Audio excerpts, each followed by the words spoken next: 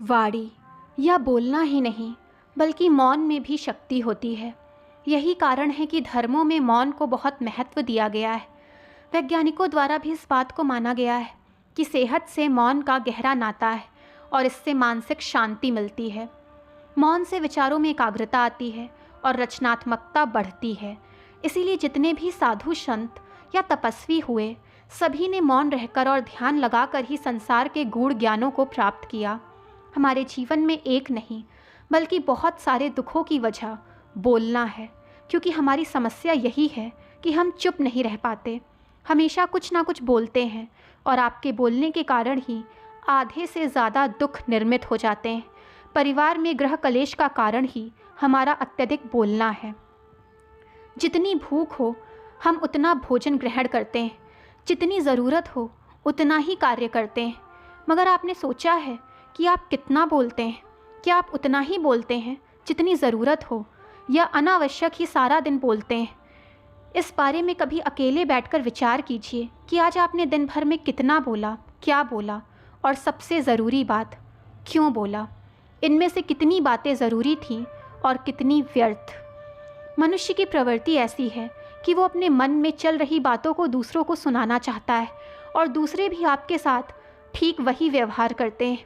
ये बातें किसी अन्य या तीसरे व्यक्ति से जुड़ी हों तो सुनने और सुनाने का कार्य और भी दिलचस्प बन जाता है। आप फिर जब कभी भी बैठते हैं तो इन्हीं बातों को फिर से दोहराया जाता है और फिर से इन्हीं बातों पर विचार होता है। ये सुनने और सुनाने का माहौल जीवन भर चलता रहता है और इस तरह आप खो बैठते हैं अपना समय, अपना जीवन, अपनी सोच और समझ, और वो कीमती पल जिसमें जिया जा सकता है, जिसमें जीवन का आनंद प्राप्त किया जा सकता है। इसीलिए इस सुनने और सुनाने के माहौल से बाहर निकले। जब तक हम बाहर की ओर बोलेंगे हमारे भीतर अशांति रहेगी। जिस दिन हम मन से चुप हो जाएंगे तब बाहर हमारे मुख से कुछ भी निकले हम शांत ही रहेंगे।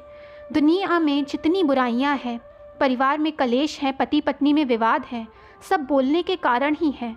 हम चुप रहना नहीं चाहते, हमेशा सुना देना चाहते हैं, लेकिन व्यर्थ का बोलना ऊर्जा का नष्ट होना है। इसीलिए जितने भी बुद्धत्व साधु और संत हुए हैं वो एकांत की ओर गए हैं, क्योंकि उन्हें अधिक बोलना ना पड़े और अधिक सुनना ना पड़े। महावीर ने 12 वर्ष और महात्मा बुद्ध ने 10 वर्ष मौन रहने के बाद ही ज्ञान प्राप्त किया है। महर्षि रमण और चाणक्य भी मौन के उपासक थे। लेकिन आप इस संसार में रहकर भी एकांत रह सकते हैं। इसके लिए आपको अपनी उन ऊर्जाओं को बचाना है जिसे आप व्यर्थ के शब्दों में नष्ट कर देते हैं। इसीलिए उतना ही बोलें जितनी ज़रूरत है। दोस्तों, जानकारी पसंद आए तो चैनल को लाइक, सब्सक्राइब एंड शेयर करें ताकि चैनल की नोटिफिकेशंस आपको मिलती रहें।